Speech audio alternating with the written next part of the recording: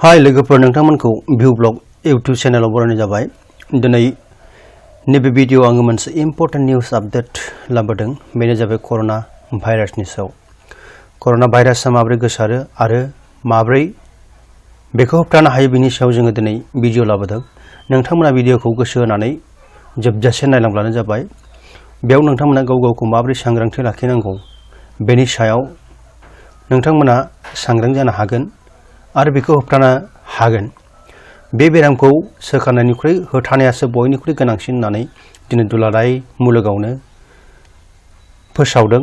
बेनिखायनो जोङो बे बेरामनिफ्राय सांग्रां जानानै थानाया गोनां। मानोना बेखौ सोखानायनि दाबो रैखाथि मुलि एबा भेक्सिन मोननाय जायाखै। इम्पर्टेन्ट निउज आपडेट कर'ना भाइरासआ बेसेबां सम थांना थायो? कर'ना भाइरासआ गुबुन गुबुन जायगायाव गुबुन गुबुन बेसादाव गुबुन गुबुन मुवा बेसादाव बेसेबां सम थांनानै थायो जों बेखौ नायलाङो। कर'ना भाइरासआ बेसेबां सम थांना थायो? कभिड-19 गुजुनाय हासुनायाव ओंखारनाय फिसा फिसा ड्रपलेट्सनि गेजेरजों सासेनिफ्राय गुबुन सासेनाव स्प्रेड जालाङो। बे कर'ना भाइरासआ जाबाय मोनसे रोखोमनि भाइरासनि ग्रुपनि मुं आरो बे दा जिहेतु दुलाराय मुलुगावनो जागासिनो दङ बेखौ कभिड-19 होननानै मुं दोननाय जादों। कभिड-19आ मानो गुजुनाय हासुनायाव ओंखारनाय फिसा फिसा ड्रपलेटनि गेजेरजों सासेनिफ्राय गुबुन सासे मानसिनियाव स्प्रेड जालाङो। आरो बे कभिड-19आ माबोरै गोसारो जोङो बेखौ नायलांनि। आमेरिका आरो चाइनाया रिसार्च खालामना मोननाय बादिब्ला देहानि बाहेरायाव 3 घन्टा थायो। बे कभिड-19आ देहानि बाहेरायाव 9 घन्टा थायो। 3 घन्टा नङा, 9 घन्टा। आमेरिका एन्ड चाइनाया रिसार्च खालामनानै मोननाय बादिब्ला देहानि बाहेरायाव 9 घन्टा थायो। आरो बियो मबाइलनि स्क्रिनाव 48 घन्टा थांनानै थानो हायो। मबाइलनि स्क्रिनावबो बियो 48 घन्टा थांनानै थानो हायो। मबाइलनि स्क्रिनाव नाङोब्ला बियो 48 घन्टा थांनानै थागोन। बेनिखायनो जोङो हुसियार जानांगोन लोगोफोर, मबाइलफोराव नांनो हाया जाहाथे बेनि थाखाय।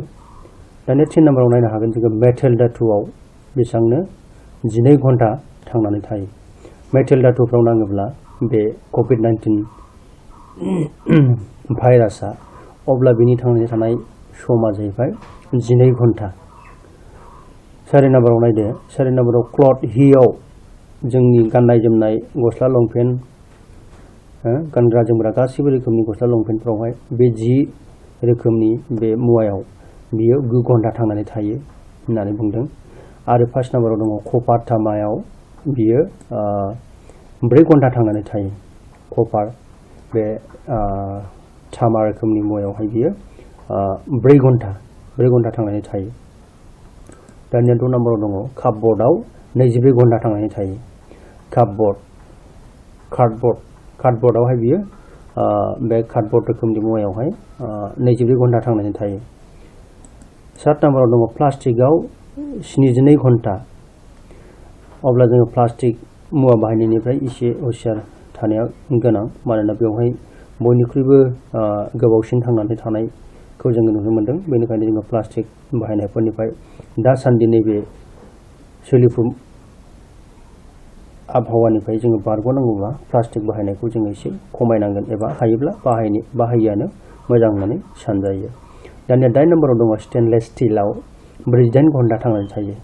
बे बेमारा एबा भाइरासआ 48 घन्टा थांनानै थायो होननानै जोंनो मिथिदों। जोङो बेखौ आमेरिका आरो चाइनानि रिसार्च खालामनाय बादि जोङो बेबादि मोनदों। आमेरिका एन्ड चाइनाया रिसार्च खालामना मोननाय बादिब्ला बेबादि आरो बियो। दानिया जोङो बे कर'ना भाइरासखौ माबोरै होबथानो हायो बा बेनिफ्राय माबोरै जोङो रैखा मोननो हायो? कर'ना भाइरासनिफ्राय रैखा मोननायनि राहाफोर बेयाव जोङो नायलांनि। कर'ना भाइरासआ 22-27 सेलसियास एबा बेनिख्रुइ बांसिन दुंथायाव थांना थानो हाया। बेनिखायनो दैखौ फुदुंनानैसो लोंनांगौ। बेनिखायनो जोङो मा खालामनांगौ? दैखौ फुदुंनानैसो लोंनांगौ। कर'ना भाइरासआ 22-27 एबा बेनिख्रुइ बांसिन दुंथायाव थांनानै थानो हाया। दानिया 2 नाम्बाराव दङ गावनि देहाखौ गुदुङै लाखिनांगौ थामहिनबा मावनाय दांनायजों बानलु, हाइजें, जालुक बायदिफोर जानानै देहानि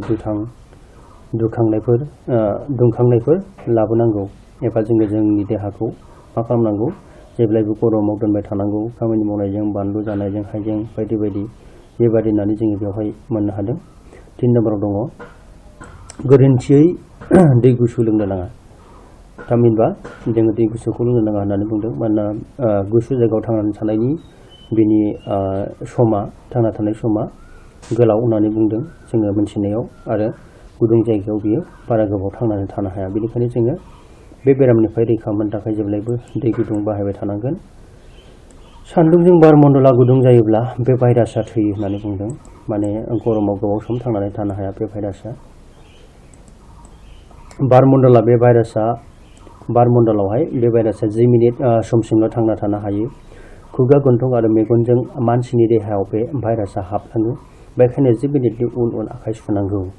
जोङो जेब्लायबो बायदि मुवा दांनायनि उनाव 10 मिनिटनि उन आखाइ सुनांगौ, सेनिटाइज खालामनांगौ, साब सिखोन थानांगौ। अब्ला जोङो बे भाइरासनिफ्राय बारग'नो हागोन होननानै जोंनो बेवहाय साबधान बानाय होदों। बेनिखायनो जोङो आखाइखौ सुनांगोन।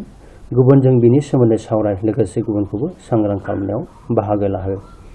बे बेरामा मोनसे चेन सिस्टेम, सासेनिफ्राय सासे एबा मोनसे जायगानिफ्राय मोनसे बियो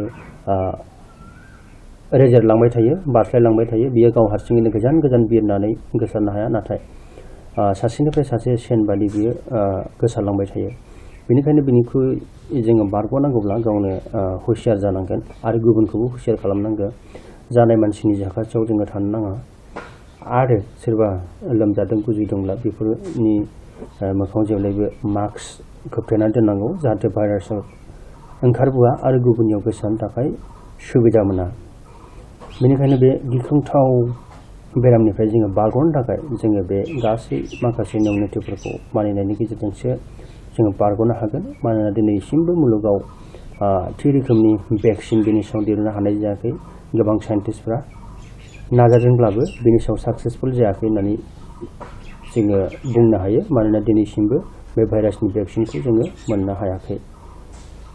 लोगोफोर, बेनिखायनो नोंथांमोननिसिम थेंक्स थाबाय बे भिडिअखौ जोबजासिम नायनो थाखाय, आरो बे भिडिअखौ नोंथांमोना मोनथियै नोंनि लोगोफोरनो जाहाथे शेयार खालामो। Thank you, bye bye.